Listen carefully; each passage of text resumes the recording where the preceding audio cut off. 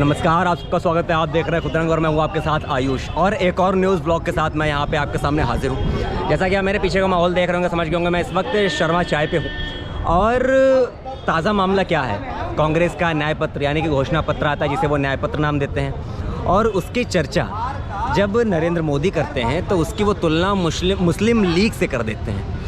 अब जिस घोषणा पत्र में युवाओं की बात है, महिलाओं की बात है, बेरोजगारों की बात है, श्रमिकों की बात है, किसानों की बात है, आखिर जिसमें किसी भी जात सूचक, धर्म सूचक शब्दों का इस्तेमाल तक नहीं है, वो मुस्लिम लीग कैसे हो गया।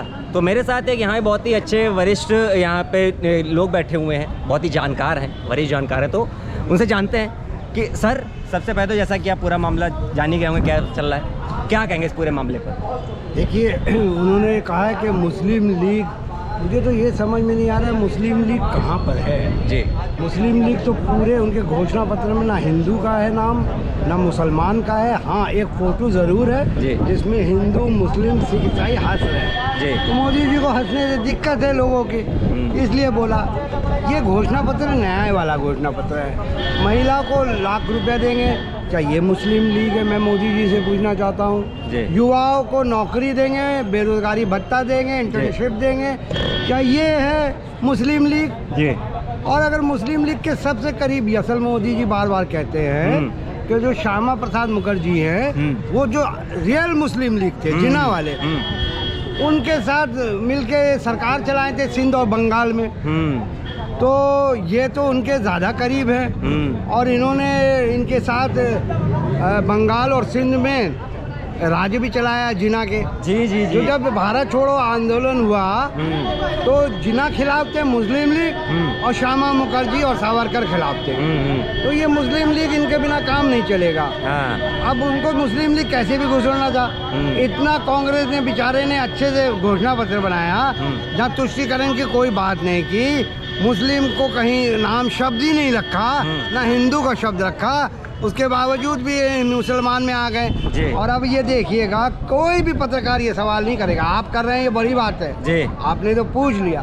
सारे पत्रकार यही को एजेंडा बना रहे हैं कि मुस्लिम लीग कांग्रेस के घोषणा पत्र में, मुस्लिम लीग कांग्रेस के, हर चैनल यही चला रहा है। बल्कि एक लोग भी सवाल नहीं कर रहे हैं कि किस वजह से मुस्लिम लीग, मोदी जी ने बोला, मैं मोदी जी को चैलेंज करता हूँ, वो किसी भाषण में इसका पुष्टि करें कि वो जो मुस्लिम लीग कांग्रेस को कह रहे हैं वो किस वजह से कह रहे हैं। सर, इसमें एक सवाल मेरा रहेगा, जिस तरह से कांग्रेस ने कहा है कि अब वो इसकी शिकायत चुनाव आयोग में करेंगे, जिस तरह से प्रधानमंत्री नरेंद्र मोदी ने किया है, साथ ही साथ मल्लिकार्जुन खड़गे ने भी कहा है कि जो पार्टी, जिनके पार्टी के जो पूर्वज रहे हैं, वो कहीं ना कहीं ब्रिटिश शासकों के साथ, मुस्लिम लीग के साथ कभी काम किया करते थे, आज वो आरोप लगा रहे हैं। इस पे आप क्या कहेंगे? श्यामा प्रसाद मुखर्जी बैठे रहते थे, एकदम बहुत प्यार था, मोहब्बत थी मुस्लिम लीग से।